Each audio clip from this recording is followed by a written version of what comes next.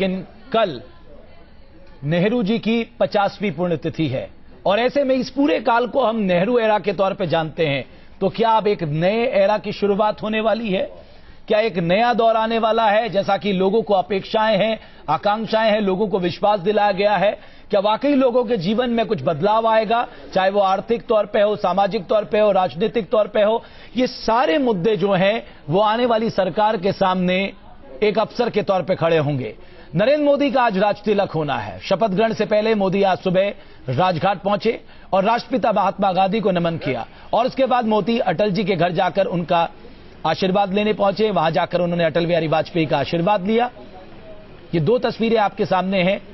पहली तस्वीर है महात्मा गांधी को श्रद्धा सुमन दी अर्पित किए, तो दूसरी तस्वीर में कृष्णा मेनन मार्ग में अटल बिहारी वाजपेयी के निवास में जाकर अटल बिहारी वाजपेयी से आशीर्वाद लिया।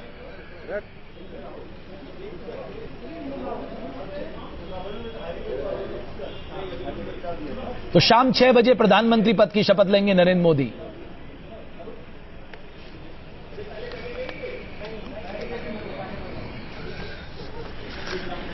कुर्बान अली साहब, जो कोर इश्यूज हैं, खासकर इन कोर इश्यूज की बात किए बगैर, क्योंकि जब वाजपेयी सरकार में थे तो गठबंधन की राजनीति का दबाव था, लेकिन आज आपके पास मैंडेट है। तो आपके सामने राम टेम्पल का निर्माण, यूनिफॉर्म सिविल कोड, धारा 370, आर्टिकल 370, इस पे आपको काम करना होगा, बिकॉज ये आपके कोर इश्यूज रहे हैं जब से आपने शुरुआत की है। अभी आपने पंडित नेहरू का जिक्र किया। मेरे ख्याल में भारत के इतिहास इथोस को समझने वाला राजनेता अभी तक आजाद हिंदुस्तान में गांधी के बाद कोई दूसरा पैदा नहीं हुआ।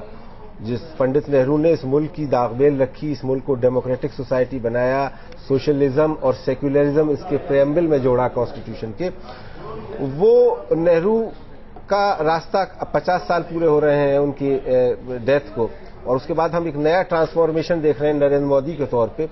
जो व्यक्ति राजनीतिक तौर पे गांधी की विचारधारा में विश्वास नहीं रखता था, वो आज गांधी की समाधि पे गया है। आज वो भारत के संविधान की शपथ लेगा, उस भारत के संविधान की शपथ जिसमें कहा जाएगा कि किसी भी नागरिक के साथ में भेदभाव नहीं किया जाएगा जाति, धर्म, संप्रदाय के आधार पर। लेकिन वो मैं आपको बताऊं, उन्होंने जो न्यूज नेशन को जो इंटरव्यू दिया था जी, उसमें उन्होंने कहा, देखिए चुनाव जीतते वक्त आपको लोगों से वादे करने पड़ते हैं, चुनाव जीतने में आप अपने विपक्षियों पर प्रहार करते हैं, लेकिन देश की सरकार संविधान के तहत चलती है। ये बिल्कुल साफ साफ उन्होंने कहा है। तो इसमें कोई फियर फैक्टर जैसी चीज नहीं होनी चाहिए। जो व्यक्ति 125 करोड़ की बात कर रहा है, एक भारत श्रेष्ठ भारत की बात कर रहा है, सबका साथ सबके विकास की बात कर रहा है, उसमें फियर फैक्टर क्यों दिखाई दे रहा है आपको? फियर फैक्टर इसलिए दिखाई देता है कि इन लोगों ने, इन्हीं के साथियों ने संविधान की कसम खा करके अयोध्या में बाबरी मस्जिद को तोड़वाया था। संविधान की शपथ लेकर के और सुप्रीम कोर्ट में हलफनामा देने के बाद में ये काम कराया था। कल्याण सिंह के मुख्यमंत्री रहते हुए बाबरी मस्जिद का डेमोलिशन प्रिसाइड ओवर किया गया था।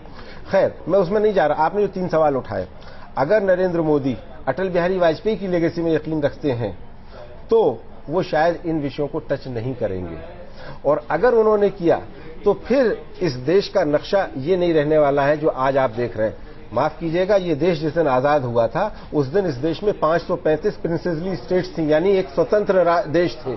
उनको 3 महीने के अंदर सरदार पटेल ने मिला करके यूनियन ऑफ इंडिया बनाया था, इसलिए वो आयरन मैन। अगर कोई कहता है इस देश में एक कानून होना चाहिए, सारे राज्य उस कानून से डील हो, उसमें गलत क्या है? बिल्कुल नहीं, लेकिन उसके लिए संसद की मंजूरी जरूरी है। 2/3 बहुमत से पास करा करके आप लागू कीजिए, किसी को एतराज नहीं होगा। 2/3 बहुमत से पास करा के आप अयोध्या में राम मंदिर बनाइए, किसी को एतराज नहीं होगा। कश्मीर की धारा 370 अगर आप कंसेंसस के साथ में कराते हैं, किसी को एतराज नहीं होगा। लेकिन जो विरोध पक्ष है उसको भी सुना जाना चाहिए। नहीं, उन्होंने कहा कि इसमें सभी स्टेक होल्डर से वो बात करेंगे, उनके बाकायदा मैनिफेस्टो में ये बात लिखी हुई है। बहुत अच्छा है, मुबारक। अरुण श्रीवास्तव साहब, आपको लगता है आप समय आ गया इन कोर इश्यूज पे काम करने का, और ये कोर इश्यूज की वजह से ही शायद आपने बीजेपी का साथ छोड़ दिया? हम ये मानते हैं जो ये कोर इशू हैं, ये देश की एकता के लिए सबसे ज्यादा जरूरी है, सरकार चलाने के लिए जरूरी नहीं है। ये तीनों बातें हमने इसलिए रखा था कि यह देश की एकता में बाधक है, इसे इन इश्यूज को छोड़ दिया जाए। और भी चुनौतियां हमारे सामने थी उस समय। आज भारतीय जनता पार्टी अपने संविधान में, अपने चुनाव घोषणा पत्र में और रोज चुनाव प्रचार में ये सब बात कहती थी जी। आज पाकिस्तान के प्रधानमंत्री को बुलाने में उनका स्वागत करता हूं, उन्होंने ये बात कही है तो, लेकिन लोग थोड़ी भूल गए हैं कि कल गिरिराज सिंह ने यह कहा था कि जो लोग मोदी को वोट नहीं दे रहे हैं वो पाकिस्तान चले जाएं। तो आखिर चुनाव के समय में आप क्या कह रहे हैं, क्या कर रहे हैं, यह देश की जनता खुद तय करेगी। लेकिन ये अच्छी बात है ना, जब व्यक्ति उस पद पे आता है तो वो संविधान के तहत वो सारी चीजों को समझता है कि देश को आगे बढ़ाने के लिए उसे क्या करना है। इसमें गलत क्या है? नहीं, मैं बिल्कुल स्वागत करता हूं। भाई आपने भी तो बिहार के लोगों को बरगलाया कि साहब हमें विशेष राज्य का दर्जा दीजिए, हमें विशेष राज्य का दर्जा चाहिए। सर आपके पास बैकवर्ड रीजन ग्रांट फंड के तहत सारे डिस्ट्रिक्ट आपके कवर है, कितना काम आपने किया? विशेष राज्य का दर्जा चाहिए, बरगलाना है। पैसा हमारा, हम ही पैसा, अपना पैसा मांग रहे हैं, इसको आप बरगलाना शब्द कह रहे हैं।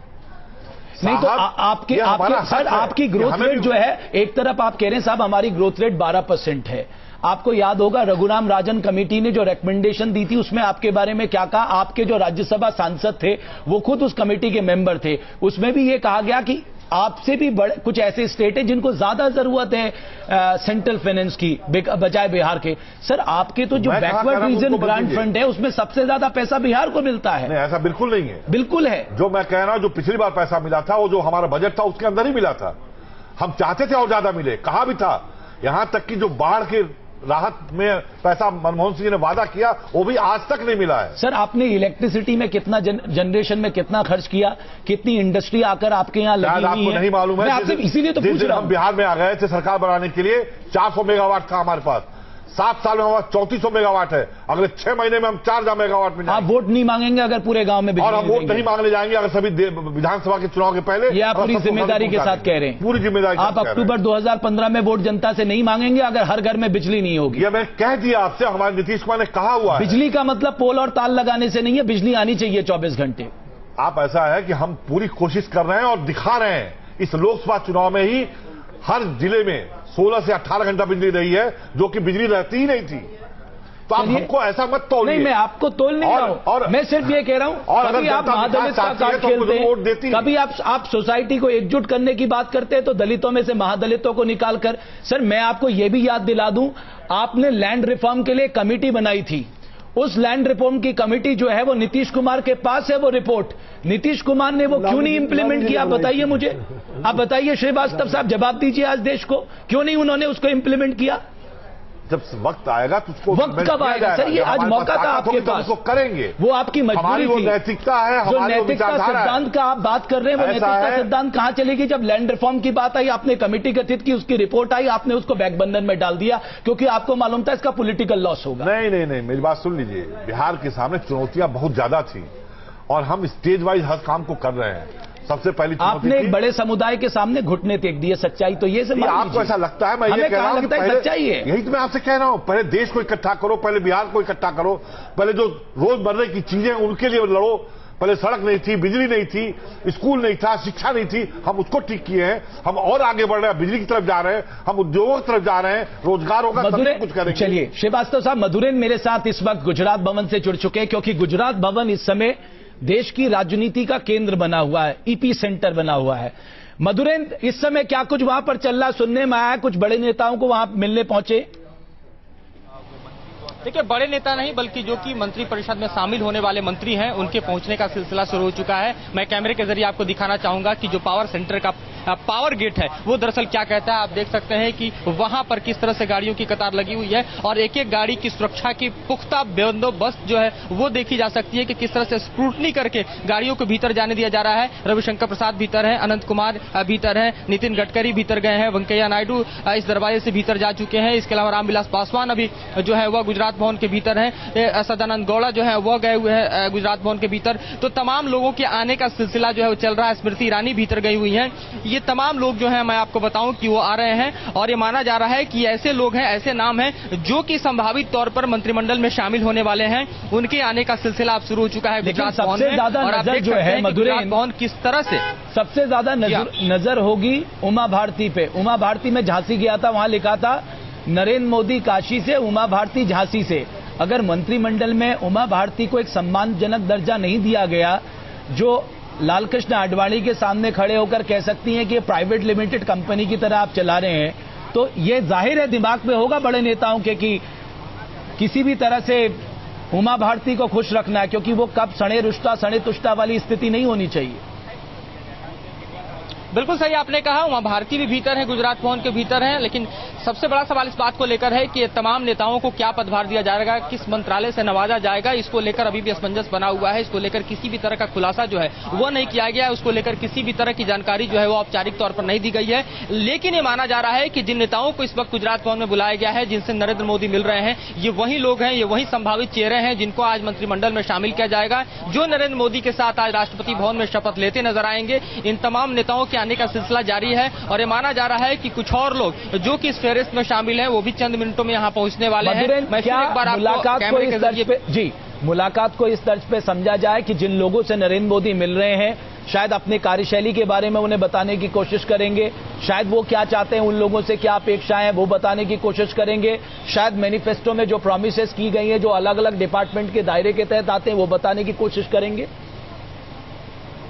जी हाँ, बिल्कुल सही आपने कहा कि ये तमाम ऐसी चीजें होंगी जिसको कहीं ना कहीं कम्युनिकेट किया जाएगा। और आप देख सकते हैं कि ठीक पीछे अभी जो गाड़ी पहुंच रही है वो राजनाथ सिंह की गाड़ी है और देख सकते हैं आपकी राजनाथ सिंह के जो इर्द गिर्द जो ब्लैक जो सिक्योरिटी की पूरी व्यवस्था होती है वो साफ तौर पर देखी जा सकती है। यहाँ पर जो एसपीजी सिक्योरिटी के जवान हैं वो दिखाई दे रहे हैं और आप समझ सकते हैं कि इस वक्त जो कि नरेंद्र मोदी का ये वर्तमान आवास बना हुआ है जो कि टेम्पोररी है गुजरात भवन, हो सकता है देर रात तक वो 7 RCR शिफ्ट हो जाएं, वो इस वक्त डिजिग्नेटेड पीएम का पावर सेंटर है। आप देखिए जरा इन गाड़ियों के काफिले को भीतर जाते हुए और सुरक्षा के चाक चौबंद व्यवस्था के बीच जो है वो कहीं ना कहीं तमाम नेता जो है वह गुजरात भवन में पहुंच रहे हैं, जहां पर हाई सिक्योरिटी अलर्ट है। एसपीजी के जवान भी सिक्योरिटी में खड़े हुए हैं चूंकि यहां पर डिजिग्नेटेड पीएम इस वक्त बने हुए हैं और किस तरह की व्यवस्था और सुरक्षा के इंतजाम है। इस बीच मैं ये आपको फिर बता दूं कि जिन भी नेताओं को यहां पर बुलाया जा रहा है ये वही संभावित चेहरे हैं जो कि नरेंद्र मोदी के मंत्रिमंडल में शामिल होने वाले हैं। और जैसा कि आपने कहा उन तमाम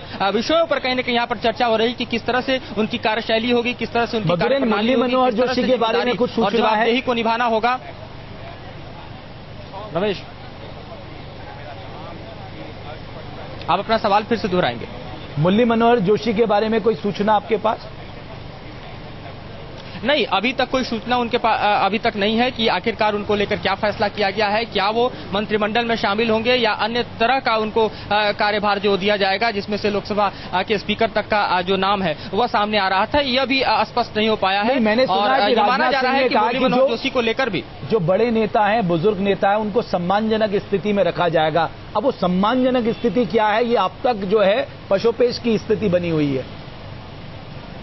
क्या बिल्कुल वह स्पष्ट होकर सामने नहीं आ पाया है कि वह स्पीकर के पद पर होंगे मुरली मनोहर जोशी या अन्य किसी सम्मानजनक पद पर उनको बिठाया जाएगा, यह स्पष्ट होना है। लेकिन आप समझ सकते हैं कि तमाम वरिष्ठ नेताओं की मौजूदगी इस वक्त जो है वो गुजरात भवन में है। बीजेपी के तमाम आला नेता मौजूद हैं और इस वक्त न सिर्फ मंत्रिमंडल जो कि शपथ लेने की तैयारी में है उसके तमाम लोगों की यहाँ पर शिरकत हो रही है, बैठक हो रही है, बल्कि तमाम कार्यप्रणाली, कार्य योजना और कहीं न कहीं जो मैनिफेस्टो में किए गए वादे हैं उसको पूरा करने की दिशा में कैसे नेता आगे बढ़ेंगे, कैसे सरकार आगे बढ़ेगी, इसको लेकर मंथन फिलहाल इस वक्त चल रहा है। मधुरेन, आप मेरे साथ बने रहिए, आगे भी आपके पास आएंगे। और जो ये एपी सेंटर है गुजरात, जो देश की राजनीति का केंद्र बना हुआ है, यहाँ क्या कुछ राजनीतिक गहमा गहमी चल रही है, ये सब आपसे जानने की कोशिश करेंगे। ये तस्वीरें आप देख सकते हैं, तमाम नेता गुजरात भवन पहुंच रहे नरेंद्र मोदी से मिलने। कुर्बान अली साहब, यानी संकेत वो दे रहे होंगे आपको बधाई है भाई, मंत्रिमंडल में आपको जगह मिल रही है, लेकिन आप एक बात जान लीजिए कि मुझे नतीजे चाहिए और ये कामों में हमें फोकस करना होगा। यानी कोई हनीमून पीरियड जो कह रहे हैं कि साहब आपको टाइम देना होगा, ये सब कुछ नरेंद्र मोदी के मंत्रिमंडल में नहीं होने वाला।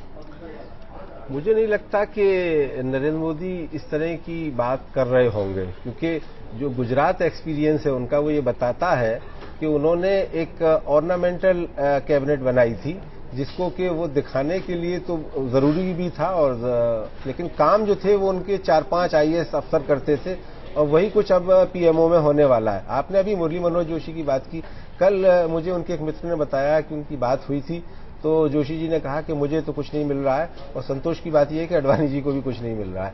तो लग ये रहा है कि लोकसभा अध्यक्ष के लिए भी शायद उनका नाम न लिया जाए, क्योंकि करिया मुंडा उस रेस में काफी आगे चल रहे हैं स्पीकर के तौर पर।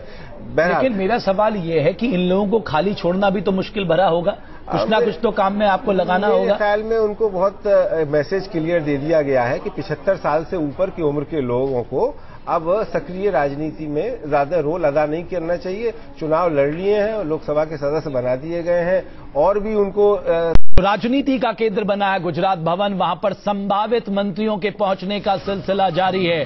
माना यह जा रहा है कि जिन चेहरों का जिक्र किया जा रहा है ये वही चेहरे हैं जिन्हें कैबिनेट मिनिस्ट्री मिल सकती है, कैबिनेट मंत्री का दर्जा मिल सकता है। और यही कारण है कि नरेंद्र मोदी से मिलने ये सारे लोग पहुंचे हैं, जिसमें राजनाथ सिंह, उमा भारती, सुषमा स्वराज गुजरात भवन पहुंच चुके हैं। इसके अलावा तमाम बड़े नेताओं का वहां पर पहुंचने का सिलसिला जारी है, जिसमें अनंत कुमार, निर्मला सीतारमण मौजूद हैं।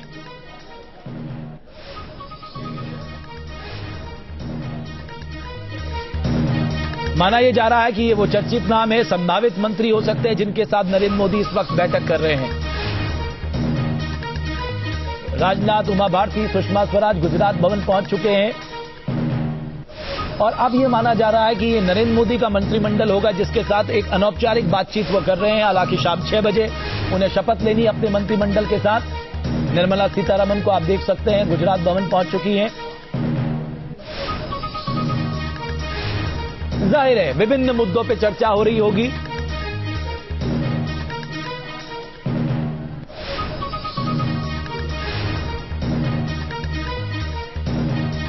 और मधुरेन हमारे सहयोगी इस वक्त हमारे साथ पहुंच चुके हैं। मधुरेन, एक तरह से तय माना जा रहा है यही वो चेहरे हैं जो केंद्रीय मंत्रिमंडल में शामिल होंगे। जी हाँ, बिल्कुल ये तय माना जा रहा है और इस वक्त जो है मंत्रिमंडल मौजूद है गुजरात भवन में। नरेंद्र मोदी के साथ उनके मंत्री जो कि तमाम शपथ लेने वाले हैं मौजूद हैं। उनकी मौजूदगी में तमाम वो नाम हैं जिनकी चर्चाएं चल रही थी, चाहे राजनाथ सिंह की बात कही जाए। अरुण जेटली थोड़ी देर में यहाँ पहुंचने वाले हैं, जो हमारे सूत्र बता रहे हैं। उसके पहले पहुंचे हुए लोगों की फहरिस्त में मैं आपको बता दूं, सुषमा स्वराज, वीके सिंह, अनंत कुमार, नितिन गडकरी, वेंकैया नायडू, धर्मेंद्र प्रधान, उमा भारती, किरण रिजिजू, रामविलास पासवान, निर्मला सीतारमण, संतोष गंगवार, उपेंद्र कुशवाहा, ये तमाम लोग हैं। शहीद जुएल राम जो कि उड़ीसा से हैं, ये तमाम लोग यहां पर पहुंच चुके हैं और कुछ और लोगों के आने का सिलसिला भी हमारे ठीक पीछे चल रहा है। आप देख सकते हैं किस तरह से ये जो गुजरात भवन है इस वक्त अभी फिलहाल शाम को जो सरकार शपथ लेने जा रही है वो तमाम सरकार के मंत्री लगभग मौजूद हैं। जो भावी प्रधानमंत्री देश के हैं वो इसी जगह पर मौजूद हैं और इस वक्त एक हाई लेवल बैठक यहां पर चल रही है। आप समझ सकते हैं जिस बैठक में तमाम लोग शामिल हैं, चाहे राजनाथ सिंह की बात करें, चाहे नितिन गडकरी की बात करें, चाहे फिर यहां पर बात करें हम सुषमा स्वराज की, उसके अलावा अनंत कुमार, रविशंकर प्रसाद सहित तमाम वो लोग मौजूद हैं जो कि कहीं न कहीं आज शाम को शपथ लेने वाले हैं। तो एक तरह से औपचारिक तौर पर यानी कोई सरप्राइज नाम तो नहीं है मधुरेन इसमें, जो कि देश नरेंद्र मोदी हमेशा जाने जाते हैं मधुरेन सरप्राइजेस के लिए। कोई बहुत बड़ा सरप्राइज नाम तो इसमें नहीं दिखाई दे रहा। जी हाँ, बिल्कुल अभी जो नाम और नामों पर चर्चा चल रही थी उन्हीं नामों में से कुछ नाम शामिल हैं और जो चर्चा में नाम थे उन्हीं नामों में से जो है कहीं न कहीं नरेंद्र मोदी के मंत्रिमंडल में लोग शामिल हैं। गुजरात के पूर्व मुख्यमंत्री नरेंद्र मोदी जो कि देश के भावी प्रधानमंत्री हैं और आए शाम को प्रधानमंत्री देश के हो जाएंगे, डेजिग्नेटेड पीएम भी हैं, वो अपने मंत्रिमंडल के साथ इस वक्त बैठक ले रहे हैं। जैसा कि गुजरात भवन में मैं यहाँ पर मधुरेन आपको रोकना चाहूंगा। शिवसेना के नेता संजय रावत इस वक्त क्या कह रहे हैं वो आपको सुनाते हैं। जरूर शिवसेना की भूमिका बहुत अच्छी रहेगी, महत्वपूर्ण रहेगी और सक्रिय रहेगी। हमारे 18 सांसद आए हैं दिल्ली में और हम सबसे पुराने साथी हैं एनडीए के, भारतीय जनता पार्टी के। और हमारा जो रिश्ता है भारतीय जनता पार्टी से वो सिर्फ सत्ता के लिए नहीं है। 25 साल से हमारा गठबंधन एक दूसरे के सुख दुख में हम शामिल हुए हैं। जब भारतीय जनता पार्टी 0 पे थी तब भी शिवसेना उनके साथ रही है और ये ऐसी पार्टी है जो रिश्ते को अहमियत देती है। तो जरूर आज अच्छे दिन आए हैं तो अच्छे दिन में भी हम उनके साथ रहेंगे।